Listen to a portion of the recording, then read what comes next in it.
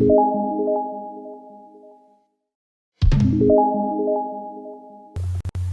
Students, Sanskrit पाठशाला में आपका स्वागत है।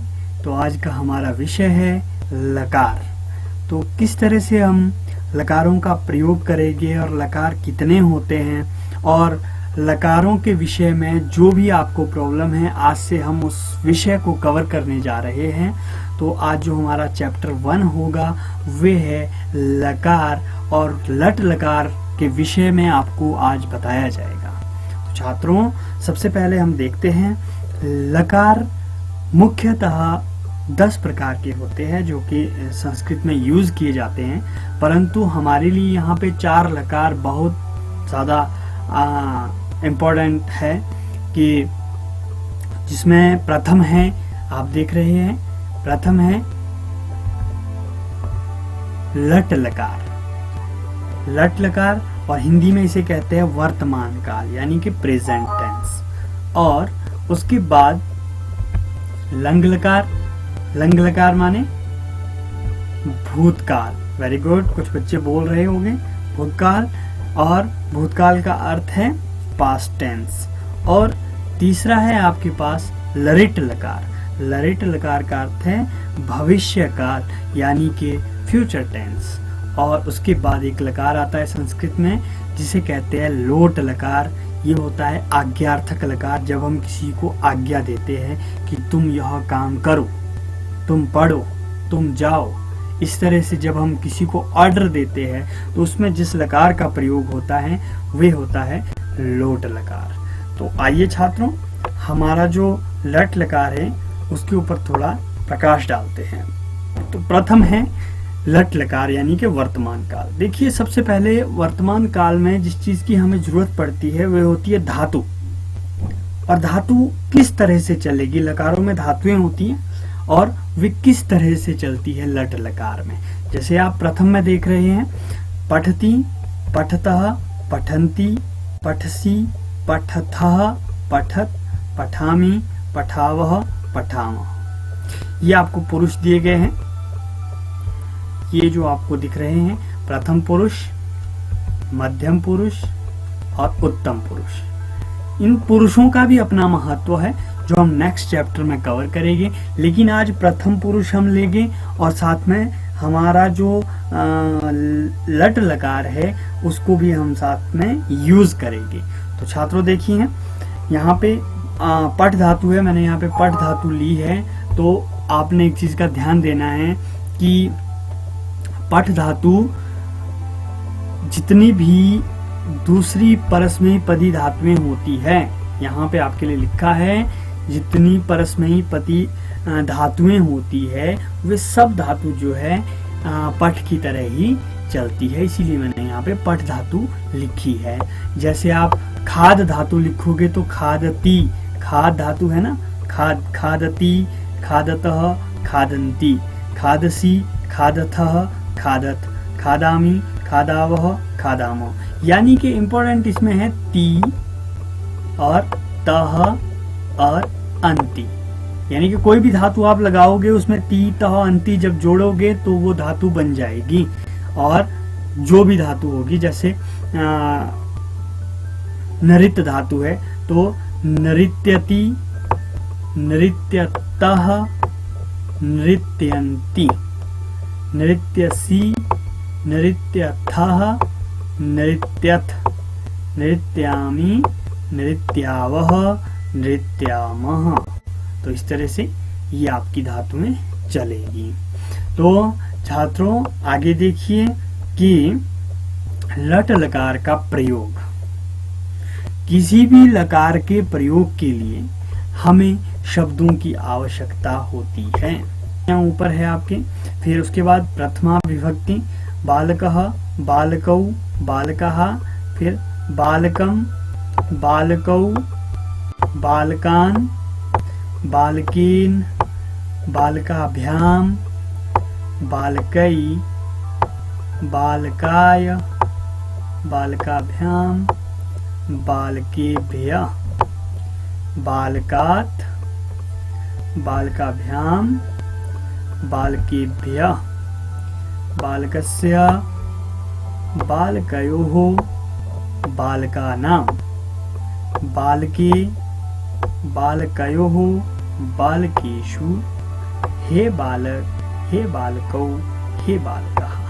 तो इस तरह से हमारा ये शब्द है बालक शब्द। राम भी बालक की तरह चलता है, राम शब्द। रामः रामौ रामः, रामं रामौ रामान्, रामेण रामाभ्याम रामई रामाय रामाभ्याम, रामेभ्य रामात् रामाभ्याम रामेभ्य, रामस्य रामयोः रामाणाम, रामे रामयोः रामेषु, हे रामः हे रामौ हे रामः। ठीक है, तो आगे देखिए कि यहाँ पे एक चीज का ध्यान देना बहुत जरूरी है। आपको अपने स्क्रीन पे दिख रहा है कि ध्यान दे कि जब आप पट धातु का एक वचन लेंगे उसके साथ बालक शब्द का भी एक वचन ही लेंगे। और इससे नीचे नहीं लिखा है, इससे नीचे आपको यदि आप द्विवचन लेते हैं तो आपको बालक शब्द का भी द्विवचन ही लेना है। यदि आप पट धातु का बहुवचन लेते हैं तो बालक शब्द का भी बहुवचन ही लेना है। तो आगे देखिए, जैसे बालक, बालक पढ़ रहा है, यानी कि सबसे पहले तो टेंस देख लो कि टेंस ये कौन सा है, पढ़ रहा है, प्रेजेंट टेंस है। मतलब इंग्लिश की तरह नहीं लेना है, प्रेजेंट कंटिन्यूस नहीं, प्रेजेंट टेंस। ठीक है, और फिर आप देखेंगे कि इसकी संस्कृत बन रही है बालकः पठति। अब देखना ध्यान से, बालक एक है, पढ़ रहा, क्यों पढ़ भी तो एक ही रहा होगा जब बालक पढ़ रहा है। तो हमने यहाँ देखे ऊपर, यहाँ पे है पठति, एक वचन में है, और यहाँ है नीचे बालकः, बालक भी एक वचन में, बालक पढ़ रहा है तो बालकः पठति। ये देखिए नीचे बालकः पठति। फिर आपको बालक, दो बालक पढ़ रहे हैं, तो अब दो बालक है तो इसकी संस्कृत क्या बनेगी, दो बालक के लिए द्विवचन में क्या दिया है, बालकौ, बालकौ, बालकौ। अब इसका द्विवचन लिया है तो आपको पठ धातु का भी द्विवचन ही लेना है, पठतः, बालकौ पठतः। तो अब नीचे देखिए पढ़ रहा है कि नहीं, बालकौ पठतः। और फिर बहुत सारे बालक पढ़ रहे हैं, अब बहुवचन है, बहुत सारे बालक पढ़ रहे हैं, तो बालक पढ़ रहे हैं बहुत सारे, बहुवचन में क्या होगा, बालकाः। और यहाँ से बहुवचन लिया तो पठ धातु से भी क्या लेंगे, बहुवचन, तो बालकाः पठन्ति। तो क्या अब हम इसको नीचे देखें क्या बना है, बालकाः पठन्ति। अब कुछ बच्चों के जो है वे यह दिमाग में क्वेश्चन आ रहा होगा कि सर यदि हमने ये लिया पठती पठता पठन्ति तो इसका क्या यूज है, पठसी पठथः पठत पठामी पठाओ पठामा, और साथ ही साथ ये जो बालक के नीचे वाले रूप है। देखो छात्रों कि बालक शब्द के एक वचन, जो एक वचन है ये पूरा एक वचन, ये इस पठ के साथ ही लगेगा, प्रथम पुरुष के साथ ही लगेगा, और द्विवचन पूरा द्विवचन के साथ ही लगेगा, और बहुवचन पूरा बहुवचन के साथ ही लगेगा। तो आपने इस चीज का जरूर से जरूर ध्यान देना है कि आप किस तरह से आप अपने जो शब्दों को है और धातुओं को है उसको कैसे इकट्ठा कर रहे हो, कैसे जोड़ रहे हो।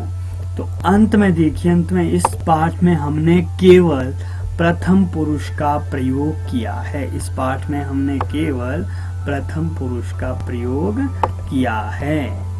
इस पाठ में हमने केवल किसका प्रयोग किया है, प्रथम पुरुष का। तो ये चीज हमें ध्यान देनी योग्य है कि आज हमने सिर्फ प्रथम पुरुष के ऊपर ध्यान दिया है। तो छात्रों आपसे विनम्र निवेदन है कि आप इस वीडियो को ध्यान से देखें, और इसमें जो आपको लग रहा है कि किस तरह से हमने आपके जो प्रश्न हैं अभी प्रथम पुरुष का हमने क्लियर किया, मध्यम पुरुष और उत्तम पुरुष, उसके लिए जरूर आपके प्रश्न होंगे प्रथम पुरुष मध्यम पुरुष। जो भी आपके प्रश्न हैं वो मुझे कमेंट बॉक्स में ज़रूर भेजें ताकि मैं उस पर भी वीडियो बना सकूं। यानी कि आप मुझे मेरे पर्सनल नंबर पे भी मुझे मैसेज कर सकते हो। अगली वीडियो जो बननी है इसी पर आपके लट लकार के ऊपर, और प्रथम पुरुष का उसमें हम प्रयोग करेंगे और उत्तम पुरुष का उसमें हम प्रयोग करेंगे। छोटे छात्रों को पता नहीं होगा कि प्रथम पुरुष और मध्यम पुरुष क्या होता है, लेकिन जो 7th और 8th के छात्र हैं उन्हें ज़रूर पता है कि जो मध्यम पुरुष है, यानी कि जब युष्मद शब्द का प्रयोग होता है तो हम मध्यम पुरुष का प्रयोग करते हैं, और अस्मद शब्द के साथ हम उत्तम पुरुष का प्रयोग करते हैं।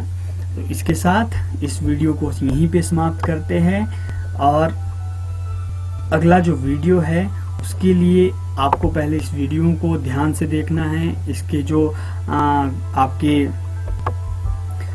ये जो मैंने शब्द लिखे हैं और कुछ आपके लिए यहाँ पे नोट्स जो दिए हैं उसको आपने अपनी नोटबुक पे लिखना है और साथ ही साथ समझना है।